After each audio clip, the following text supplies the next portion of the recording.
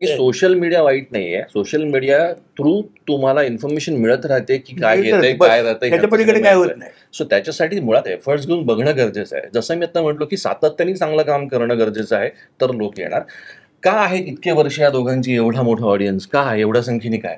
तर ती एवढी वर्ष सातत्याने चांगलं काम करत आलेले आहेत. म्हणजे असं तुम्हाला वाटेल की बनवा बनवी झालंय आता हे, म्हणून यांनी जमवा जमी नाही. जमवा जमी हे ॲप्रोप्रिएट नाव आहे या सिनेमाला. मोठेपणा वगैरे कोणी घेऊन येऊच नये.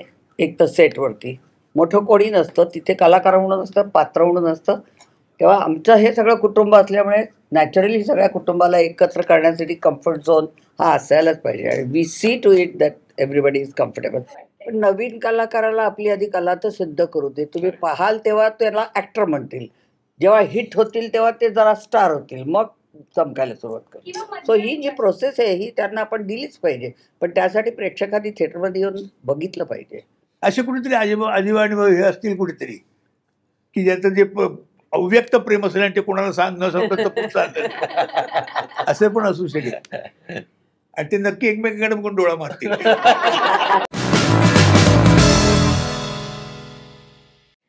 रुपेरी पडद्यावरती आम्हाला पुन्हा एकदा अशोक सराफ आणि वंदना गुप्ते यांची एव्हरग्रीन जोडी पाहायला मिळते. चित्रपटाबद्दल टीजर पाहिल्यापासूनच खूप उत्सुकता आहे. खरं तर पहिल्या पोस्टरमध्येच तुमची जोडी झळकणार आहे म्हणून आम्ही पण एक्सायटेड होतो. आणि आता ती केमिस्ट्री आम्हाला इथे आल्या आल्याच एकदम हिट होते. तर लोकेश सरांपासून सुरुवात करूया.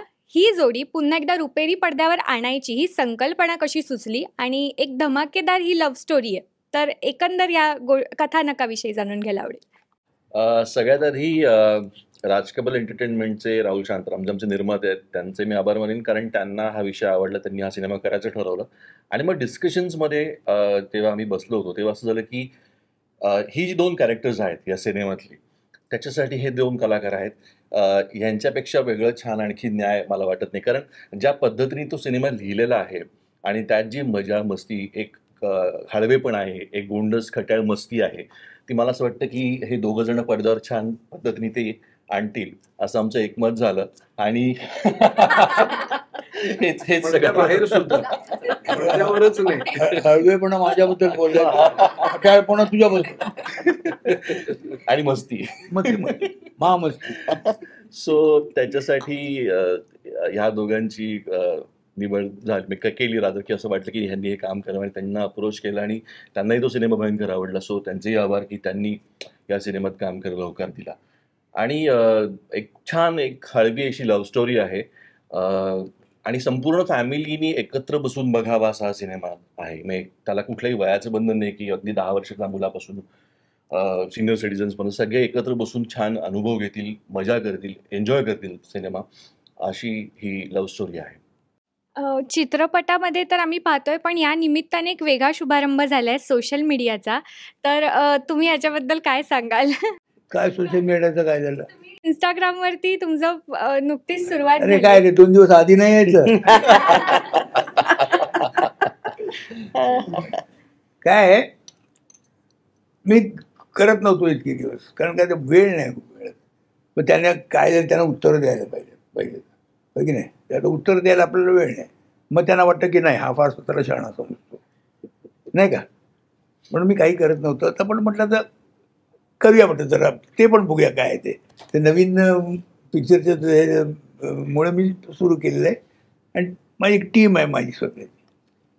ते त्या दृष्टीकडं मला स्वतःला काय करायचं असं वाटेल मला काय वाटत नाही, मी फक्त बघेन ते काय आहे ते. पण आम्ही केलेलं आहे, आमच्या या आहेत मुख्य. तर म्हणून केलं बस, आणि काय नाही, आणि काय सांगण्यासारखं काय नाही. लोकेश सर, तुम्हाला प्रश्न. अशी जमवाजमीमध्ये अशोक सराफ आहेत, वंदना गुप्ते आहेत, सुनील बर्वे आहेत, ह्या सगळ्यांनी तुमचा अभिनय या क्षेत्रातली प्रवास बघितला आहे. तर त्यांच्यासोबत प्रोजेक्टचं म्हणजे सुरुवात करताना काय भावना होती नेमकं? आता आपण ह्यांच्यासोबत मी खूप वर्ष आम्ही काम करतो, आम्ही ओळखतो सुनील आणि आम्ही खूप वर्ष एकमेकांना ओळखतो, मित्र म्हणून आहोत. मला सांगायला फार गंमत वाटली आणि आनंद आहे की ना, माझं पहिलं कमर्शियल ज्याचा मी जवळजवळ 200 प्रयोग केले, 200च्या वर प्रयोग केले, जे मी वंदना मावशी बरोबर केलं होतं, की माझी आई होती, म्हणजे अजूनही आहे.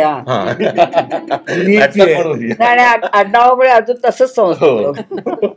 सो ते खूप छान बॉन्ड होतं. आणि मला असं वाटलं की इतक्या वर्षानंतर पुन्हा आता नाही, मला आठवतंय काय की त्या नाटकाच्या वेळेस तिच्याकडनं मी खूप गोष्टी शिकलो किंवा ती मला सांगायची हे असं कर, असं नको करूस, हे करून बघ, ते करून बघ, हा डायलॉग असा घेऊन बघ.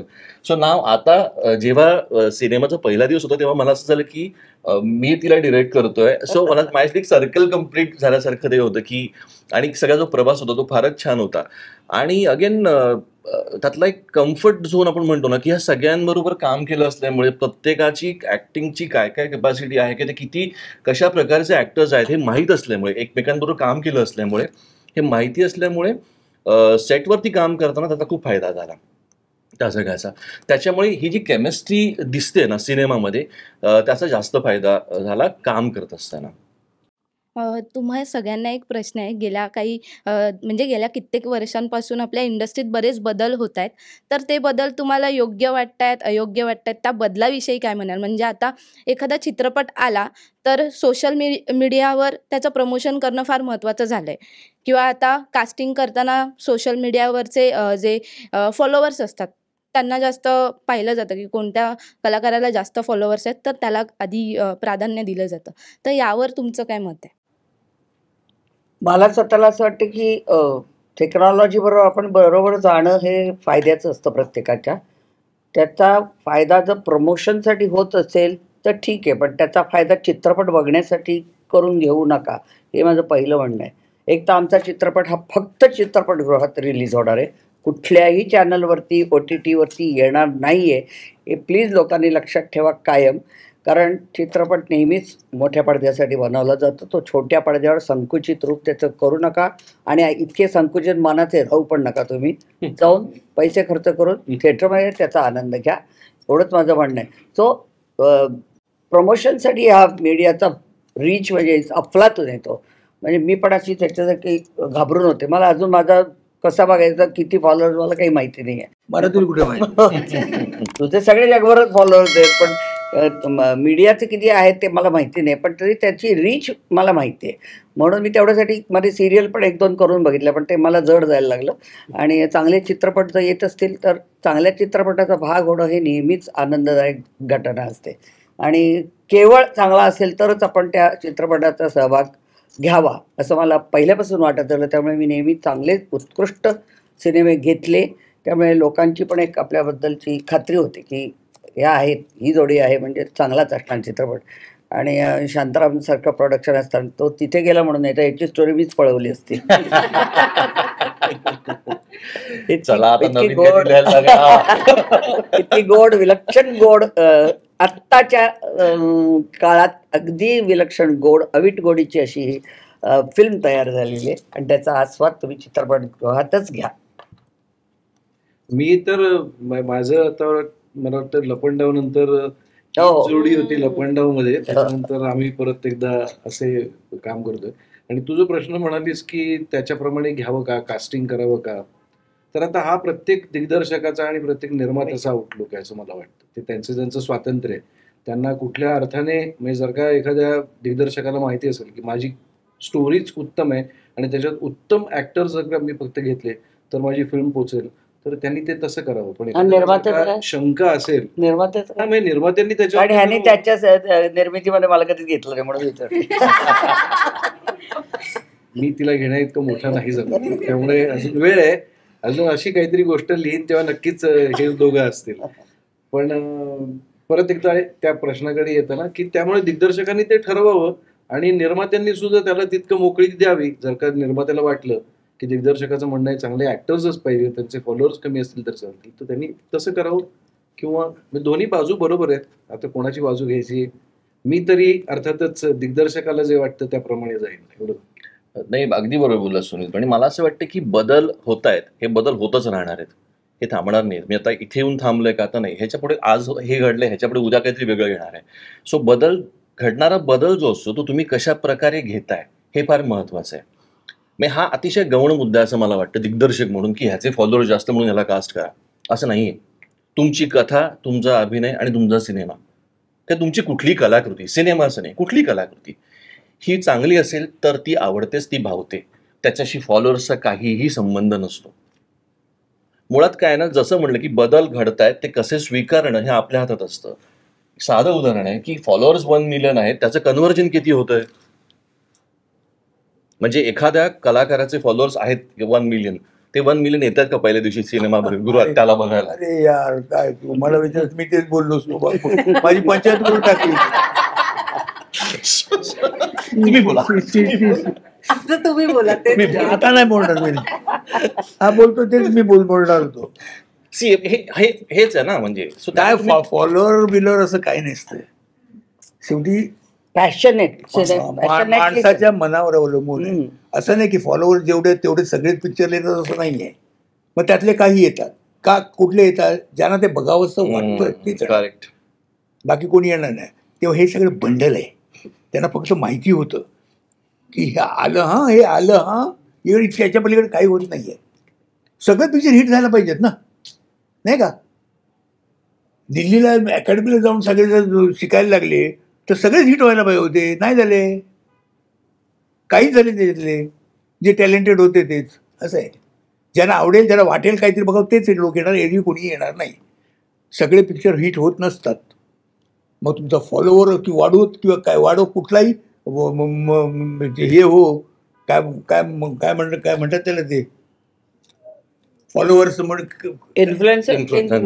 ते काय काय त्याला काय अर्थ नाही असं मला वाटतं. आमचा सुधीर भट निर्माता तो नेहमी म्हणायचा, एक कलाकार खाली सही देत होता तर आम्ही त्याला म्हणतो सह्या खूप घेतात, तिकीट किती काढतात त्यातले, ते महत्वाचं आहे. नाही पण मला असं वाटायचं की ज्या साऊथच्या एवढ्या फिल्म चालतात, लोक श्रद्धेने येतात, अक्षरशः पुजतात आपली ते चित्रपटगृह पुजतात अक्षरशः. तर असं आपल्याकडे का नाही होत? मराठी माणूस इतका का चित्रपटगृहाकडे कमी वळतो? एखाद 2, 3, 4 सिनेमे चालतात, त्याच्या पलीकडे काय? म्हणजे कोणी पॅशनेटली प्रत्येकजण करत असतो त्याला ना सगळ्या तेच सिनेमा लोक अवलंबून असं नाही. सिनेमामध्ये करतात ते सुद्धा वाईटच करतात. ते असं नाही करत की काय तुफान मोठा पिक्चर बनवला की तुम्ही जायलाच पाहिजे. त्यांची पण स्टोरी तशीच इकडे धर तिकडे तू केली नाही असेल, पण ते एखादा चांगला असतो. प्रेक्षक जात आहेत ना, तेच तर आहे आपलं म्हणणं काय आहे. तिकडे त्यांच्याकडे स्पिरिट आहे त्या लोकांकडे. आपलं पिक्चर बघायचं, बाकीचं कोणाचं बघायचंच नाही. आता मी तुम्हाला सांगतो ही गोष्ट. मी बेंगलोरला गेलो होतो. तर बेंगलोरला एक महात्मा गांधी रोड आहे, त्याच्यावर 10 फिल्म थिएटर्स आहेत, लाईनीत आहेत थिएटर्स सगळी. तर त्या थिएटर्समध्ये 9 थिएटर्समध्ये कन्नड पिक्चर चालले होते आणि एका पिक्चरमध्ये एक हिंदी पिक्चर होता फक्त, अमिताभ बच्चनचं. आम्ही बघणारच नाही, कन्नडच पिक्चर बघणार. हे स्पिरिट आहे त्यांच्याकडे. तामिळ लोक आम्ही तेच बघणार. मराठी माणूस का नाही आपल्या मराठी म्हणत नाही मी तेच नाटकाला गर्दी करता, तुम्ही बाकी सगळं बघता, ह्याच्यावर काय सिनेमा बघायचा? कटू आहे हे, पण सत्य आहे. आणि मला असं वाटतं की आपण का बेग करायचं की या बघा पहिल्या आठवड्यात तुम्ही याल तर आमचा दुसऱ्या नाही, हे तुम्ही ठरवायचं. उलट लावा तुम्ही आणखी आणि येतो. किती ठिकाणी पसरला आहे मराठी माणूस. मुंबईसारख्या शहरात तर कुठे गेलंय.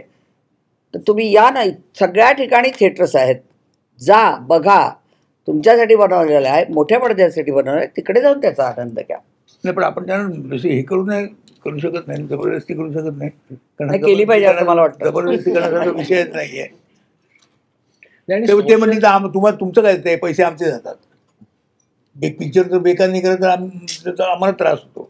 आपण नाही म्हणू शकत नाही. पण आपण असे चित्रपट करतच नाही ना. अशोक सराफ काय आणि वंदना गुप्ते काय, आपण आपली गोष्ट वेगळी. अगेन मी त्याच मुद्द्यावरती येणार होतो की सोशल मीडिया वाईट नाहीये. सोशल मीडिया थ्रू तुम्हाला इन्फॉर्मेशन मिळत राहते की काय येतंय काय राहतंय, त्याच्या पलीकडे काय होत नाही. सो त्याच्यासाठी मुळात एफर्ट्स घेऊन बघणं गरजेचं आहे. जसं मी आता म्हटलो की सातत्याने चांगलं काम करणं गरजेचं आहे, तर लोक येणार.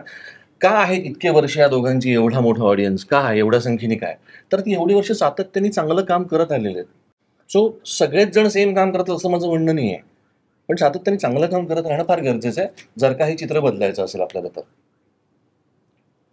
नाही याचा अर्थ कोणी ठरवून वाईट काम करायचं असं करत नाही की आता मला वाईट सिनेमा करायचा असं नाहीये, पण शेवटी फरक पडतो बऱ्याच गोष्टींचा. माझा प्रश्न 2 नवीन कलाकारांना होता, तनिष्का आणि ओंकार. जेव्हा तुम्हाला कळलं की अशोक सराफ, वंदना गुप्तेंसारखे मोठे कलाकार चित्रपटात आहेत, त्याच चित्रपटात तुम्हाला कास्ट करण्यात आले, तर ती रिॲक्शन काय होती? ॲट द सेम टाइम दडपण होतं का की इतक्या मोठ्या दिग्गजांबरोबर आपण काम करतोय त्याबद्दल, किंवा काही स्ट्रेस वगैरे असं होतं का? ऑब्व्हियसली, कारण की जेव्हा कळलं तर आय वॉज हॅपी की पहिला चित्रपट आहे आणि अशोक सराफ आणि वंदना गुप्ते यांच्याबरोबर आहे आणि लोकेश सर डिरेक्ट करतात आणि सगळे ज्यांना मी लहानपणापासून टीव्हीवर बघत आली आहे त्यांच्याबरोबर मी काम करते. So I was so happy आणि हो दडपण होतं की यांच्याबरोबर काम करायचंय. तर काय म्हणतो ते तर आपल्याला त्यांनी तर आम्हाला सांभाळून घेतलं आहे, मला आणि ओंकारला, पण आमच्याकडून कसं 100%, 1000% देत आहे त्याचं दडपण होतं. पण लोकेश सरांनी खूप ते ईज मध्ये घेतलं की नाही, यू डू इट, मी आहे, काही प्रश्न आहे तुम्हाला हे वाटतंय किंवा काय काय म्हणू शकतो आपण, तुला काही प्रश्न पडतायत किंवा नाही हे तुला असं नाही जमत आहे, so we will try in that direction. So यांच्यामुळे आम्ही खूप रिलॅक्स्ड होऊन काम केलं. सो आणि खूप खुश आहे मी, माझा पहिला चित्रपट यांच्याबरोबर आहे. सो या जसं आता आपण सोशल मीडियाबद्दल बोलत होतो, आमचे नाही आहेत, we are not very big on social media, पण सरांनी आणि प्रोड्युसर्सनी आम्हाला आमच्या परफॉर्मन्स आणि ऑडिशनवरती फक्त फेथ दाखवली. आणि आय फील लाईक सुरुवात करताना that is a very encouraging असतं खूप जास्त ते. आणि आम्हाला आठवतं आम्ही जस्ट सुरुवातीला रिडिंग आणि वर्कशॉप करत होतो आणि तेव्हा आम्ही जस्ट स्टार्ट केलेलं आणि सीन कसा करायचा आणि करत होतो. आणि सर मला आठवते सर म्हणाले होते की आता तुम्ही एक्सप्लोअर करताय ठीक आहे, तुमचा होमवर्क करून ठेवा, कारण तुम्ही जेव्हा सेटवर असाल तिकडे 2 लोक खूप क्रेझी बॅटिंग करत असणार आणि तुम्ही जर तिकडे असे असाल तर you will be left out. So you better up your game. So तो प्रेशर नव्हता, but there was this sense of की ओके आपण खरंच खूप मोठ्या कलाकारांबरोबर परफॉर्म करणार आहे. म्हणजे कुठे बॅक ऑफ द माइंड हे असतंय की यार म्हणजे एक्सपेक्टेड नाही, कारण सर आणि मॅम काय करतील रॅन्डमली शॉर्ट इट्स आणि त्याचीच खरं मजा आहे. पण जशी थोडी नर्वसनेस होती त्याच्यापेक्षा आय फील जास्त दोघांना एक्साइटमेंट होती की काय एक समोरचा प्लेअर पण फन असेल तर जास्त खेळता येतं. आय फील बॅटिंग जास्त करता येते आणि त्याचा प्रयत्न केला आणि लाईक तनिष्का साईड सगळ्यांनी सांभाळून घेतलं खूप आम्हाला. आणि पहिल्या दिवशीपासून इट वॉज लाईक की आम्ही ओळखतोय यांना एकमेक असे, म्हणजे बऱ्याच वर्षापासून ओळखतोय असंच सुरुवात झालेली. सो आय थिंक त्या दोघांचा आणि बाकी सगळ्यांचाच मोठेपणा आहे की त्यांनी आम्हाला खूप असं सांभाळून घेतलं आणि देवर लाईक ओल्डर ब्रदर्स और older sisters for us. So त्यांनी खूप कम्फर्ट आला आणि मग कॉन्फिडन्स आला की हा ते हे करू शकतो. मग आय गेस मोठेपणा वगैरे कोणी घेऊन येऊच नये एक तर सेटवरती. मोठं कोणी नसतं तिथे, कलाकार म्हणून नसतं, पात्र म्हणून नसतं. तेव्हा आमचं हे सगळं कुटुंब असल्यामुळे नॅचरली सगळ्या कुटुंबाला एकत्र करण्यासाठी कम्फर्ट झोन हा असायलाच पाहिजे. आणि we see to it that everybody is comfortable. आणि दडपणाखाली एवढं उत्तम काम केलं असेल तर त्यांचं ब्राईट आहे फ्युचर एकदम. आणि कळलेलं आहे सगळ्यात ज्यांच्या गोंधळ विसरून गेलो मी काय सांगतो. काय असतं कम्फर्टेबल होणं हे जास्तीत सगळ्यात महत्वाचं आहे. दडपण असतं, नवीन आलेल्या आर्टिस्टवर निश्चित दडपण असतं. सिनियरिटीचं म्हणा, नावाचं म्हणा, सिनियरिटी सगळ्यात मी मानतो सिनियरिटीने जास्तीत दडपण येते येणार की अरे एवढा हे इतकी वर्ष काम करणार, इतकी छान रोल केलेत. तर त्यामुळे काय होतं त्यांना ते वाटतं तसं की त्यावेळेला त्याला पहिल्यांदा मोकळं करणं हे सगळ्यात मोठं काम असतं. आणि मी ते दरवर्षी दरवेळेस तेच करतो. पहिल्यांदा ते केलं की मग सरळ सगळं चालू होतं. म्हणून मी सेटवर कधी गप्प बसत नाही. कधी याची मजा कर, त्याची चेष्टा कर, त्याची कर, असं माझं सतत चालू असतं. त्यामुळे लोक खुलतात आणि जे हसत खेळत जे होतं ना ते खरं विशेषतः या जी गंमत आहे या सिनेमाची, तर आम्ही जर नुसतं जसं आता काय आता हा सीन आहे नाही, तसं नाही. तसं नाही. तुम्ही तो हसत खेळत स्वतःच्या यानेच सोडवला पाहिजे. तर त्यासाठी तुमची मनपणं क्लिअर असली पाहिजेत की हा मोठा, तो मोठा, लहान असं काही नसतं. तुम्ही पण मोठे असता, जे लहान काम करतात ते पण मोठे असतात. त्यांच्याकडूनही असं काही होऊन जातं कित्येक वेळेला की विचार करायला पण लागतो की अरे वा काहीतरी वेगळं केलं, असं पण होतं कधी कधी. तर त्यामुळे तसं कोणी वाटून घेऊ नये म्हणून आमचा हा प्रयत्न असतो, बस आणि काही नाही. आणि त्याचा फरक काय पडतो माहिती आहे, मगाशी सुरुवातीला जो प्रश्न विचारला ना केमिस्ट्रीबद्दल जे बोलणं झालं, सो ह्या सगळ्या ह्याच्यामुळे जी केमिस्ट्री दिसते ना सिनेमा तुम्हाला किंवा दिसेल आता या सिनेमामध्ये या सगळ्यांचीच आपापसात हे ते आहे. ह्या सगळ्या वातावरणामुळे जो फरक पडतो काम करताना तो तुम्हाला पडद्यावरती दिसतो. तो या सिनेमात तो डेफिनेटली बघायला मिळेल. तो टीझरच्या माध्यमातून बघायला आता मिळालेलंच आहे की जी केमिस्ट्री आपण म्हणतो की खूप छान वाटते या सगळ्याची, तसंच आहे ते. चैत्राली मॅम, तुम्ही आधी यांच्याबरोबर काम केलंच आहे, पण या चित्रपटाविषयी तुम्ही काय सांगाल, तुमच्या भूमिकेविषयी? मी खरं सांगायचं तर अशोक मामा आणि वंदना मावशी बरोबर काम केलं नव्हतं. म्हणजे थिएटर म्हणा किंवा फिल्म्स किंवा सिरियल असं काही केलं नव्हतं.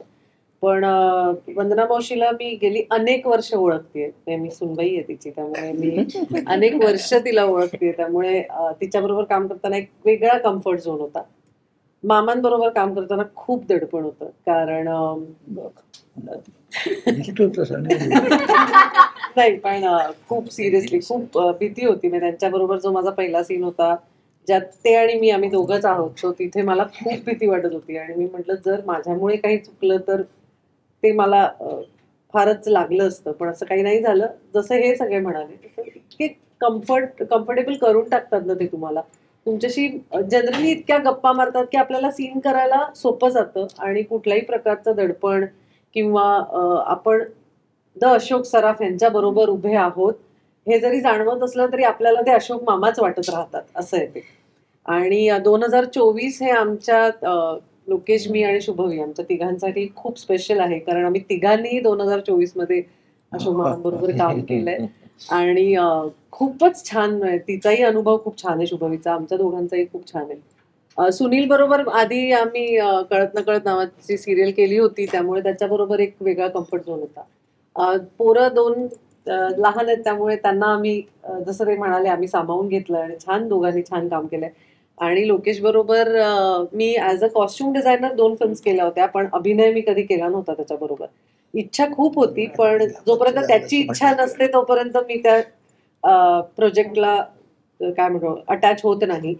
सो फायनली ह्या पिक्चरच्या निमित्ताने, अशी जमवाजमीच्या निमित्ताने मी ॲज अन ॲक्टर म्हणून त्याच्याबरोबर काम केलंय त्याच्या दिग्दर्शनाखाली, आणि खूप खूप छान वाटलं, खूप मजा आली. बाकी सगळं लोकेश विषयी बाकी बोलतील, पण येस वेगळाच लोकेश दिसला तिला. खरंच वेगळा दिसला, कारण ते असं असतं ना, घरात एक लहान मूल असतं, ते खूप मस्ती करतं, पण बाहेर जाऊन ते खूप शांत असतं. सो हे आमचं घरातलं जे मूल आहे ते खूप चिडक आहे, पण मला टेन्शन होतं हा सेटवर कसा असेल. तर he is the most coolest director I have ever seen. मला फारच आश्चर्य वाटलं की अच्छा हा इतका शांत राहू शकतो, हे मला कळलेलं आहे. सो ते तसं झालं. शांत राहू शकतो म्हणजे तो बोलत काही नाही, तो डोळ्यांनी डोळे एकच एक विशिष्ट नजर काय ग, पण ते ज्याला तिला जास्ती पण ठीक आहे ना, त्यावेळी डोळे ज्याला समजतील त्याला ठीक आहे. पण हे असंच असायला पाहिजे. मुळात या सिनेमाची गंमत अशी की प्रत्येक जी कॅरेक्टर आहे त्या कॅरेक्टरला योग्य माणसं त्यांनी निवडलेत. ती मुळात म्हणजे ती माणसं आहेत. खरंच, दॅट्स ट्रू. माझा प्रश्न अशोक मामा आणि वंदना ताई तुम्हाला आहे. टीजर आम्ही पाहिला, त्यात खूप असा वेगळा लुक पाहायला मिळतोय, तर तुमच्या फिटनेसचं रहस्य काय आहे? तुझा फिटनेस तुझा बाबा. म्हणजे इथं पण निश्चित आहे.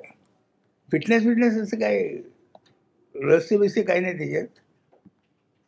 काय असतं, तुम्ही तुमच्या कामाशी जर तुम्ही जास्ती जवळ गेलात ना, तुमचं काम करता त्याची, की आपोआप तो फिटनेस येतो. त्यासाठी तुम्हाला फिटनेस असं आणावं लागत नाही.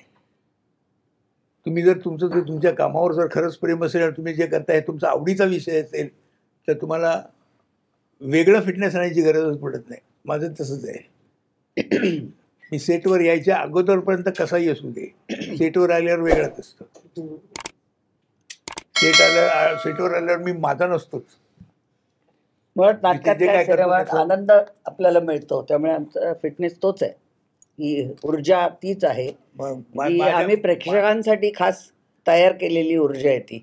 त्यांनी बघितलं की आमची ऊर्जा आणखी चोपळून देईल.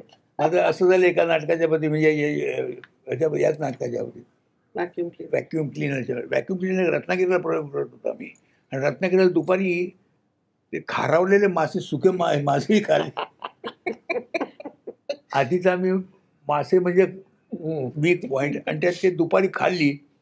काय झालं कोणास ठाऊक, पहिला अंक सुरू झाला तर संपत येत असताना मला जर असं चक्कर यायलासारखी लागली. असं काय काय झालं मला कळलं नाही. रत्नागिरीला आपण, मुंबईला पण नाही. आता काय करायचं, रात्रीची वेळ. ते झालं त्याचं काय होतं. आणि मी तसा पूर्ण पूर्ण मी दुसरा अंक मी असा केलाय. हो अख्खा पूर्ण. पण कुणालाही कळलेला नाही तो. त्याच्यानंतर मग मी डॉक्टरना डॉक्टर आले, 2-4 डॉक्टर बसले ते. त्यांना त्यांनी केलं, त्यांच्या हॉस्पिटलमध्ये घेऊन गेले. त्यांनी चेक केलं, सम BP वाढलं होतं एकदम, 200च्या आसपास गेलं होतं. ते म्हणा तू कसं काय काम केलं. म्हटलं केलं. तिथे गेल्यावर काय हे नाही. ते झालं माझ्याकडून. माशाचं BP वाढलं असणार. हा माशामुळेच माशा मी बंद केलं. मी हो बंदच करून सुका मासा. सुका मासा काय तो खारावलेला असतो, त्यामुळे मीठ त्यातलं जे डेंजर, मला त्यावेळेला कल्पना आली नाही. पण BP चढवते 200 पर्यंत जायला म्हणजे केवढं झालं. पण त्यांनी गोळी दिली, गेलो मी, झोपलो. दुसऱ्या दिवशी सकाळी उठलो, सगळे उद्योग केले, काही झालं नाही. नाटक केलं, काही झालं नाही. म्हणजे याचा अर्थ तुम्हाला तेच एक मोठं औषध आहे असं नाही का. तुम्ही करताय ते काम. आता बघा, तुम्हाला किती वेळा कंटाळा येत असेल आम्ही बोलताना ऐकताना, पण तुमचं काम आहे, तुम्हाला करायलाच पाहिजे नाही का. आणि मग तेच तुम्ही काम करताना तेच काम चांगलं आहे असं म्हणतात नाही का लोक. नाही पण आहारावरती विशेष लक्ष देणं गरजेचं असतं. मी तर कधी घरातनं बाहेर पडताना always I carry my food, always I carry lots of water. मी पण घेऊन जातो. हो ना, उपयोग काय पण. त्याला बाहेरचं आवडतं जास्त म्हणून. तसं नाही, घरचं आमचं सॉलिड असतं जेवण आहे ना. पण हॅट्स ऑफ आहे या दोघांची. एनर्जी कमाल होती. म्हणजे ती जी ऊर्जा होती ना सेटवरती. मी गंमत सांगतो, किस्सा मला आठवला. गोव्यामध्ये शूट करत होतो आणि अतिशय उत्साहात असे अरे करून तेच भेटायला आले आणि एक पायरी होती दिसली नाही, त्यांचा तोल गेला आणि गुडघा फुटला. तर असं काही टेन्शनमध्ये की आता काय होणार आहे. पण तो अख्खा दिवस त्यांनी तसाच केला, शूट केलं. आम्ही संध्याकाळी रूमवरती जाऊन त्याला बँडेज म्हणजे सगळं ड्रेसिंग केलं. तर म्हणजे नेक्स्ट डे आम्ही जरा की आता काय बरं असेल, ते त्याच्यापेक्षा डबल उत्साहात दुसऱ्या दिवशी होते. आणि समुद्रावरती त्यांनी असं असंख्य चालणं, नाच, पळापळ हे सगळं त्यांनी केलं त्याच्यामध्ये. सो मला ना फार नवल वाटलं या उत्साहाची आणि या सगळ्या एनर्जीची. पहिला दिवसच होता ना गोव्याचा, फर्स्ट डे फोर्टवरती. आणि मासे म्हणजे तर एकदा तर मला आठवतोय किस्सा, रूमच्या बाहेर आली होती. हे मासेप्रेमी काय आता माशांवरून विषय गेला म्हणून आठवलं. मी ह्यांच्याच रूम मध्ये आय थिंक तो ड्रेसिंग आणि तेच कधी चालू होतं. मी बाहेर आलो तर ही अचानक एकदा थंड रूम मधनं बाहेर आली. मला व्हेज नकोय म्हणून मला मासे डबा ठेवला बाहेर. हे काय जेवण गोव्यात येऊन हे खायचं नाही, ही मी नाही खाणार. मी बाहेर आलो तर ही बाहेर त्याच वेळेला आली, बाहेर समोरच्या रूम मध्ये बाहेर आली. बाहेर केलं मी टाप दरवाजा आत नाही. मला कळलं लगेच काय झालं ते. नाही पण फार कमाल आहे. तो सगळा त्यांचा हॅट्स ऑफ. मी खरंच सिरियसली सांगतो. मी अख्खं शेड्यूल कळलं पण नाही आम्हाला की आम्ही शूट कधी सुरू केलं आणि कधी संपलं. कशाही प्रकारचे प्रॉब्लेम्स नाही ना, त्यांना काही त्रास होतोय म्हणून थांबलंय किंवा नाही काही होतंय म्हणून थांबलं, असं काहीही नाही. मुळात म्हणजे काय फालतू डिमांड्स नसतात काही आपल्या ना. हा असं करू नको म्हणजे लोकांना वाटत असतात. नाही नसतात. मी आता मराठीतलं स्टारडम कुठेतरी हरवत चाललं असं वाटतंय का. कारण आता तुम्ही बाई पण मारी तेव्हा केलात, एक उत्सुकता होती की वंदना गुप्ते येत आहेत, त्यांचा चित्रपट आहे. तशीच या चित्रपटाच्या वेळेला पण पाहायला मिळाली. जसं अशोक मामांनी मालिका केल्या तेव्हा प्रेक्षक असे उत्साही होतात. आत्ताच्या नवीन कलाकारांबद्दल त्या प्रकारचं स्टारडम प्रेक्षकांपर्यंत पोहोचत नाहीये असं तुम्हाला वाटतंय. नवीन कलाकाराला आपली आधी कला तर सिद्ध करू दे. तुम्ही पाहाल तेव्हा त्याला ऍक्टर म्हणतील, जेव्हा हिट होतील तेव्हा ते जरा स्टार होतील, मग चमकायला सुरुवात कर. सो ही जी प्रोसेस आहे ही त्यांना आपण दिलीच पाहिजे. पण त्यासाठी प्रेक्षकांनी थिएटरमध्ये येऊन बघितलं पाहिजे नाही का, की दिस इज अ प्रोसेस. आम्ही अजून स्टार म्हणत नाही स्वतःला, नाहीच होत. आम्ही अजून शिकतोच आहोत. यांच्याकडनं आम्हाला केवढं शिकायला मिळालं नवीन मुलांकडनं. सुन्याने मला सांगितलं का अगं तुझं नाव खूप आहे इंडस्ट्रीत, आठवतं का 4-4च्या वेळी. हो म्हटलं मला माहीत नाही बा, खरंच माहीत नव्हतं. मी अनभिज्ञ असते की लोकांच्या काय अपेक्षा आहेत आपल्याकडनं. पण मग हे असं बोलून सांगितलं की दडपण येतं, बापरे म्हणजे आपली जबाबदारी वाढली. सो चांगलं काम प्रत्येक वेळा ॲक्सेप्ट करण्याची जबाबदारी आमची आहे. त्यामुळे ती आम्ही पाळत आलो आहे, की आपण द्यायचं ते चांगलं द्यायचं. सो हे अजून वेळ आहे यांना. आता दाढी-बिडी वाढवली कदाचित थोडा कमी करेल मग. पण लहान आहे हा एवढं दिसतं एवढं मोठं नाही आहे. पण तो स्टार व्हायला जरा वेळ आहे यांना. स्टारडम असं एका रात्रीत स्टारडम नसतं. हा मला असं वाटतं ना की एक काळ होता हम्म. जेव्हा अशोक मामा, लक्ष्मीकांत बेर्डे, सचिन पिळगावकर, महेश कोठारे हा स्टारडमचा काळ होता. आणि ही मंडळी आमच्याबरोबर अजूनही काम करतायत आणि अजूनही आम्हाला प्रोत्साहित करतायत हे आमचं भाग्य याच्यातच. आहे. आणि मला असं वाटतं की आताच स्टारडमची व्याख्या थोडीशी बदललेली आहे. आता मला असं वाटतं की सगळ्यांनाच आपल्याकडे स्टारडमच्या पेक्षाही काम महत्वाचं Celebrity. वाटतं, तुमचा सिनेमा महत्वाचा वाटतो. जर का सिनेमा उत्तम असेल तर त्याला फॉलोअर लोक जातात बघायला. आणि मग काही काय म्हणतात त्याला आळशी लोक घरीच बघतात तरी सुद्धा ते सोडून द्या. पण ती थोडीशी व्याख्या बदललेली आहे असं मला वाटतं. आणि तो एक काळ होता ग फिल्मचा स्टार. आता सेलिब्रिटीचा हा. काय सेलिब्रिटी कोणी फॉलोअर्स सेलिब्रिटी आणि इन्फ्लुएन्सर्सच हा सेलिब्रिटी झाले. नाही, मराठीमध्ये स्टारडम नावाची गोष्टच गोष्टच नाही. नाही. हीच सगळी मराठीमध्ये मंडळी. आवडणं आणि न आवडणं एवढंच होऊ हे शकतं. यांच्यासारखे स्टार होणे नाही. खरं अजून एक प्रश्न आहे. या तुम्ही एवढे वर्ष काम करतायत, आपल्याला येता जाता अनेक चाहते भेटतात. तर अशा कोणत्या चाहत्याचा भन्नाट अनुभव तुम्हाला आलेला, म्हणजे तो किस्सा शेअर करायला आवडेल का?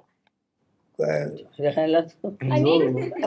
एवढ्या वर्षात अनेक फॅन्स भेटतात, तर असा कोणता चाहत्याचा अनुभव आहे का की तो तुमच्या कायम लक्षात राहिलाय? काय बघ आता तो मला येऊन भेटला हेच माझ्या लक्षात राहतं. हे मोठं नाही. मी ह्याचा एक किस्सा सांगते. म्हणजे मी ऐकलेला आहे. तुमचं हमीराबाईची कोठी नाटक चाललं होतं. नाना पाटेकर, भारती विजयाबाई, आचरेकर, भारती विजयाबाईंनी बसवलेलं नाटक. विजयाबाई स्वतः, मेहता आणि नीला नीला कुलकर्णी, कुलकर्णी, दिलीप कोल्हटकर, प्रदीप वेलणकर. प्रदीप वेलणकर अशी आणि सगळी हिची बहीण माझी मोठी बहीण भारती. तर हे सगळे दौऱ्यावर होते आणि अशोक सराफ आहेत म्हटल्यानंतर अख्खं गाव लुटलं. आणि नाटक सुरू होतानाच मला वाटतं तुला बसमध्ये इतका गोंधळ ह्याला गाठायला नाना पाटेकर याला खांद्यावर उचलून घेऊन गेला पळून बाहेर. ती पुसदची गोष्ट आहे. पुसद. हा कुठला गाव मला काय माहिती झालं पण ही ऐकलेली तिकडे काय गोष्ट. झालं ते एका सॉ मिल मध्ये नाटक होतं रात्री. आता सॉ मिल म्हणजे काही ते स्टेज नव्हतं. लाकडाची फळं. हा एक एवढा चौथारा त्याच्यावरती सेट लावला होता आणि लोक असे सरळ. आता हमीदाबाईची कोठी हे नाटक असं आहे की ते नाटक उभं राहून होत नाही कधी. ते बसून कोठ्यावरच्या बायका नेहमी खाली बसतात. त्याच्याकडे खुर्च्या बिर्च्या नसतात. पाहुणा आला तर खुर्च्या असतो, नाही तर बाकी सगळे खाली जमिनीवर फटकल मारून सगळ्या करत बोलत असतात. तर त्या समोरच्या लोकांना दिसेना. म्हणजे समोरच्या लोकांना पाठच्या लोकांना दिसेना कोणाला. असं बघावं लागलं कोण खाली बसल्यानंतर. त्यामुळे गुडगुडू सुरू झाली आतमध्ये ऑडियन्समध्ये. आणि ती हळूहळू वाढत नाही. हो दिसत नाही. आणि 5 मिनिटासमोर इतका गडबड झाली. पडदा पडला नाटक बंद. आणि नाटक बंद म्हटल्यावर आम्ही सगळे बसलो आतमध्ये. लोक एक यायला लागले. काय बऱ्याच वेळ नाटक सुरू होईना. एक जण आला म्हणाला काय एक काम करा तुम्ही. म्हणा जे तुम्ही नाटक करणार सगळे उभे राहून का नाही करत. म्हटलं उभे राहून कसं होणार. कोठीवरचं नाटक आहे. तिकडे बायका उभ्या राहून सगळे नाही बोलू शकत. त्या खाली बसूनच बोलतात. जमिनीवर बसून बोलत असतात त्या. असं होत नाही. मग एक काम करा तुम्ही मग सेटवर ना तुम्ही अशा गाद्या घाला आणि गाद्यावर सेट लावा. अरे तुझ्या विजयबाई मला म्हणाली अशोक बघ रे काय म्हणतात ते. म्हटलं नाही बाई ते तसंच असतं. ते आपण सहन करायला पाहिजे फक्त. आणि तेवढ्याने गडबड झाली. वाढायला लागली आणि अख्खं शेवटपर्यंत लोकांनी सगळ्या खुर्च्या तोडून टाकल्या. ट्यूबलाईट सगळ्या फोडून टाकल्या. आमचा ड्रायव्हर गाडीच्या खाली जाऊन झोपला होता. आता काय नाटक संपल्यासारखं जायचंय. त्याला खेचून काढला आणि मारला. गाडीच्या काचा फोडल्या. इतका गोंधळ झाला. सगळे स्टेजवर यायला धडपड लागली. तर नाण्या हुशार. नाण्या म्हणाला की आता काय होणार याच्यात. पहिला मी मला धरणार. म्हणून त्याने म्हटलं चल अशोक चल म्हणाला. म्हटलं कुठे चल तू चल. आणि मला घेऊन तो स्टेजच्या बाहेर पडला. काळोख होता सगळा असा. तर काळोख चिखल सगळा काळोख. तो मला घेऊन चिखलातून आम्ही पळत मेन रोडवर गेलो. मेन रोड त्यांनी एक हात रिक्षा थांबवली आणि त्याला मला थांब. तो म्हातारा रस्ता होता. त्यामुळे आम्हाला माझं नाण्याचं वेट त्याला उचलवेना. मग त्यांनी त्याला उतरवलं म्हाताऱ्याला. त्याला माझ्या बाजूला बसवला आणि नाण्या स्वतःची रिक्षा घेऊन धावत निघाला रोडवरून. आणि तो तिकडच्या जवळजवळ 1.5 फरलांगावर ते होतं रेस्ट हाऊस त्यांचं, म्हणजे तिकडे जाऊन मला एका खोलीत टाकला, बंद केला आणि परत तो या लोकांना, बाकीच्या लोकांना आणायला तोपर्यंत थिएटर सगळं फोडून वाट लावली होती. म्हणजे जर मी लोकांच्या हातात सापडलो असतो तर माझे एवढे तुकडे केले नाही, पण मला वाटलं होतं तुझे फॅन्स आहेत सगळे म्हणून ते तुझ्या नाही, ते थिएटर तो गोंधळ झाला होता. फॅन तर होतेच ना, त्यांना नाटक बघायचंच होतं ना, तर जायला कोणीच तयार नाही. आणि मग शेवटी झालं तर मला काही राहावे नाही, मी म्हणजे धडवाड ठोचला तिकडे ते वर्कर एक अडचण म्हणजे खोलो त्यांचं मला काय त्या बाकीच्यांचं काय झालं. मी अर्ध्या रस्त्याने पळत रस्त्याने निघालो परत. बघ का उगा तिथे आलं, जिथून आले तिथे जायची तर तिथं गेलो. तर इतके तर नशीब सगळ्या त्याला भारतीय निना आणि रिक्षातून आणि येत होत्या, तसं म्हणत चला येत आहेत सगळे.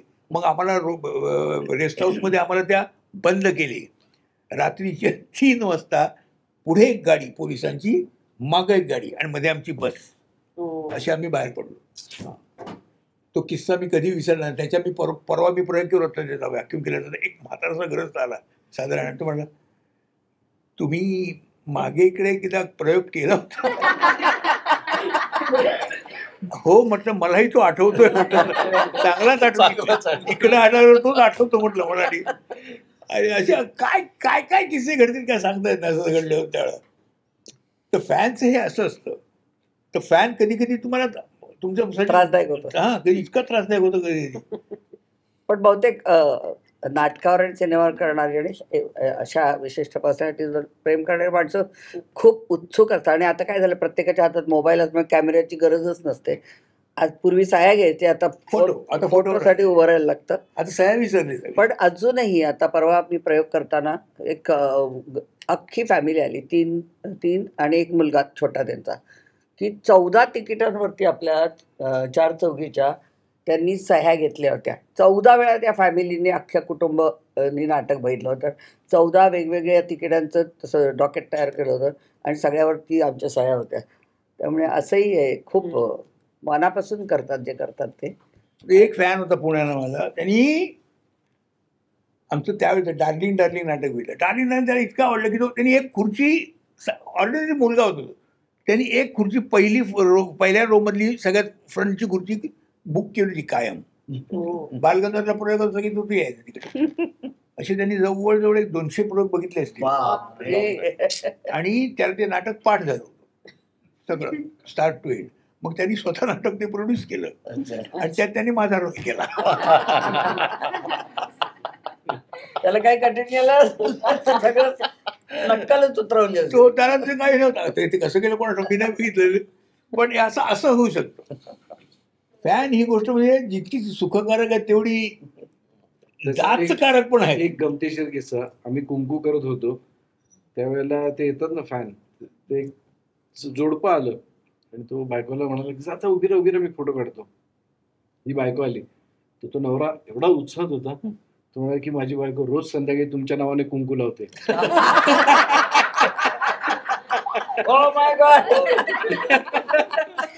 म्हणजे त्याचं म्हणणं होतं की कुंकूची सिरियल लावते.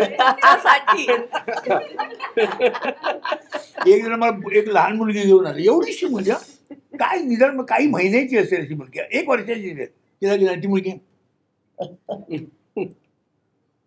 काय पण अशोक जरा तुमची फॅन आहे म्हणाली.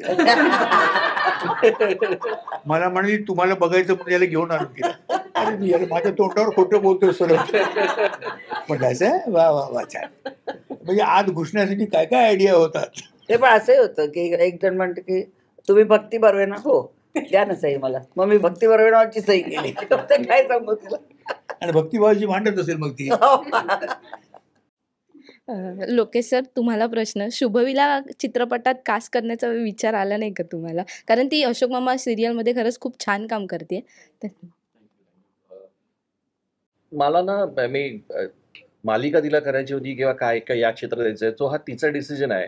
आम्ही कधीच तिच्यावर तो लादला नाही मुळात, पहिली गोष्ट. त्यामुळे तिला जर का उद्या वाटलं की मला करायचं असेल ना, तर माझ्याकडे जर का काही तसं असेल संविधा, त्यात एखादं कॅरेक्टरमध्ये ती जर का सुटेबल असेल तर विचार करेन डेफिनेटली. असं काही ठरवून की आता हिच्यासाठी सिनेमा करायचा आहे असं मी जनरली करत नाही, कारण 6व्या सिनेमात मी हिला कास्ट केलंय बायकोपासून. त्यामुळे असं नॉर्मली होते. सी मगाशी, कारण तू जे म्हणालीस ना की त्या त्या कॅरेक्टरची ती गंमत असते, तो तिथे तो आर्टिस्ट जो आहे ना त्या कॅरेक्टरमध्ये जर चपखल बसतं ना तरच ते पूर्ण चित्र छान तयार होतं, बांधलं जातं व्यवस्थित. त्याच्यामुळे मला असं वाटतं की काही असेल इच्छा आणि काही योग्य आले तर मी करीन कास्ट. ती फार छान काम करते निश्चित. तिला डायलॉग बोलायची समज आहे. हो का? हा, तिला डायलॉग कसे बोलावं माहिती आहे. चेहऱ्याची अजून सवय नाही झाली तिला. त्या दोघांचा संवाद ऐकून तिला कळलं. संवाद बोलण्याची स्टाईल. तुम्ही मग कधी मालिका विश्वात पुनरागमन करणार आणि वादळवाट जर 2 आलं तर तुम्हाला त्याच्यात काम करायला पुन्हा आवडेल का? नाही, मी सध्या आता इथे रमलेलो आहे, त्याच्यामुळे बरं मी करणार नाही असं नाही. मी मागे पण बरेच सांगितलंय, चांगलं काही आलं तर डेफिनेटली करतो. पण सध्या आता छान सिनेमा विश्वात रमलो आहे. नाटक असेल नाटक करतोय, त्याच्यामुळे असं काही नाही, ठरवलं नाहीये. चांगलं काही आलं तर डेफिनेटली करीन. आणि 2 वादळवाट 2 किंवा कुठलाही ह्याचा ना, मला असं वाटतं की पर्सनली एखादी कलाकृती एकदाच बनते आणि ती बनलेली असते, ती त्यावेळेलाच झाली असेल. सो पुन्हा त्याचं माहीत नाही त्याचं काय होणार किंवा कसं असतं ते. त्यामुळे केलं कोणी 2 तर माहीत नाही, विचारलं तेव्हाच तेव्हा बघू. पण असं काही ठरवलेलं नाहीये. चांगलं काही असेल तर डेफिनेटली करेन. पण ही जिने बनवली आहे ती फार सुंदर बनवलेली आहे. याचा म्हणजे मी म्हणजे सांगू शकतो, असं मी बोलू शकतो. काय असतं, मुळात सिनेमा म्हणजे काय हे तुम्हाला कळलं पाहिजे. सिनेमा काय हे कळलं, सिनेमाचीच काय आहे ही कळली पाहिजे. मग ती तुम्हाला कशी मांडता येते हे बघितलं पाहिजे. तुम्हाला जर ती चांगली कळली असेल तर तुम्ही मांडण्यामध्ये कुठे मागे पडत नाही. हे पिक्चर करताना याचं असं झालं की याला कुठे अडून नाही राहिलं की आता मी इथे काय करू. आणि स्वतःची कथा पण त्यांचीच कल्पना आहे ना. आणि काय करू आता बाबा म्हणून डोकं कधी खाजवत बसला नाही. त्याला माहिती होतं की असं करायचं असंच करायचं. आम्ही नुसते कसं फुलवता येईल एवढं बघितलं जेवढं असेल ते. आणि तो स्वतः एडिटर पण आहे चांगला. हा, एडिटर आहे हा सगळ्यात मोठा हे आहे. असेट आहे तो. कारण जेवढे एडिटर आहेत ते सगळे डायरेक्टर हे झालेले आहेत, मोठे फेमस डायरेक्टर झालेले आहेत. कारण तुम्हाला काय घेतो हे कळलं पाहिजे आणि केवढं ठेवतो हे कळलं पाहिजे. म्हणजे नुसतं घेऊन अर्थ नाही, तेवढं केवढं राहणार आहे याचा अंदाज पाहिजे आणि किती राहतं हे तुम्हाला कळायला पाहिजे आणि ते कळतं, तेव्हा तो चांगला डायरेक्टर असतो. म्हणून माझं तर म्हणणं असं की तुम्ही डायरेक्शनला हात घालण्याआधी पहिल्या तुम्ही एडिटिंग करायला पाहिजे. मी नट म्हणून याच्याबद्दल मी एडिटिंग शिकलोय. कारण म्हणून माझ्या एका मुवमेंटपासून दुसऱ्या मुवमेंटमध्ये काही कापताच येणार नाही, इतकी ती जोडलेली असते तिच्या.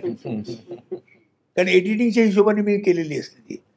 तर तो हा प्रकार त्याच्याकडे आहे. त्यामुळे हा माझ्या दृष्टीने हा फेल्युअर होणारच नाही असं मला वाटतं. आणि ही फिल्म इतकी गोड बनलेली आहे. एक उतार वयातलं एक प्रेम हे 2 एका घरचा आजोबा, एका घरची आजी, आणि त्यांचं उतार वयातलं प्रेम म्हणजे असं उथळ प्रेम नाही, अव्यक्त आहे. त्यातला तो जो म्हणजे आजोबा जो आहे थोडा चालू आहे, अर्थात स्वभाव थोडासा कुळकुळ म्हणजे हे करणार. मगाशी जाईल चपखल बसतं. पण त्यांची जी गंमत जी समज थ्रूआउट जी आहे ना, मग त्यांना कसं त्यांना एकमेकाच्या जवळ आणतात, ही जमवाजमी ती ही आहे. म्हणजे असं तुम्हाला वाटेल की बनवा बनवी झालंय आता हे म्हणून यांनी जमवाजमी नाही. जमवाजमी हे ॲप्रोप्रिएट नाव आहे या सिनेमाला. की 2 म्हाताऱ्यांचं कसं जमवलं जातं, कोण जमवतं, हेच महत्वाचं आहे त्यात. ते म्हणजे ही मला असं वाटतं की प्रत्येक मराठी माणसाने ना एकदा तरी हे बघावीच फिल्म. थिएटरला जाऊ, थिएटरला कुठेही बघा, पण बघा. थिएटर जातील. तुम्ही सगळे मिळून मग एकदा अशी जमवाजमवी बद्दल प्रेक्षकांना आवाहन करा.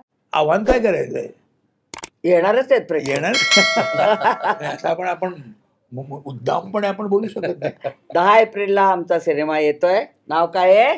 अशी ही जमवाजमवी. नक्की या तुम्ही पण एकमेकांना जमवा. आणि हे सगळे न जायत त्यात हे लक्षात ठेवा. आणि पिक्चर खरोखरच सुंदर बनलेलं आहे. म्हणजे काही काही पिक्चर्स बघितल्यानंतर कुठेतरी लक्षात राहतात की वाटतात की अरे हे छान आहे असं वाटण्यासारखं पिक्चर आहे. इथे हसण्याचे तुम्हाला मोठे खळखळून हसून असे मिळणार नाही, कुठे स्लॅपस्टिकचे कुठेही दिसणार नाही, पण कुठेतरी गुदगुल्या निश्चित होतील. Feel good. आणि जे प्रत्येक त्यातल्या प्रत्येक कुटुंबातल्या प्रत्येक सदस्य हा बघणारा माणूस कुठेतरी आपल्याला शोधेल. करेक्ट. आणि कुठला तरी ग्रस्त त्यातला कुठल्या तरी घरात असेल निश्चित. असे कुठेतरी आजोबा आणि हे असतील कुठेतरी की ज्याचं जे अव्यक्त प्रेम असेल आणि ते कोणाला न सांगत असं पण असू शकेल. आणि ते नक्की एकमेकांकडे बघून डोळा मारतील. ओके, तुम्हाला अशी जमवाजमवीसाठी आमच्या टीमकडून खूप साऱ्या शुभेच्छा. तुम्ही वेळात वेळ काढून आज लोकसत्ता ऑनलाईनच्या डिजिटल अड्डाला आलात त्यासाठी खूप खूप थँक्यू.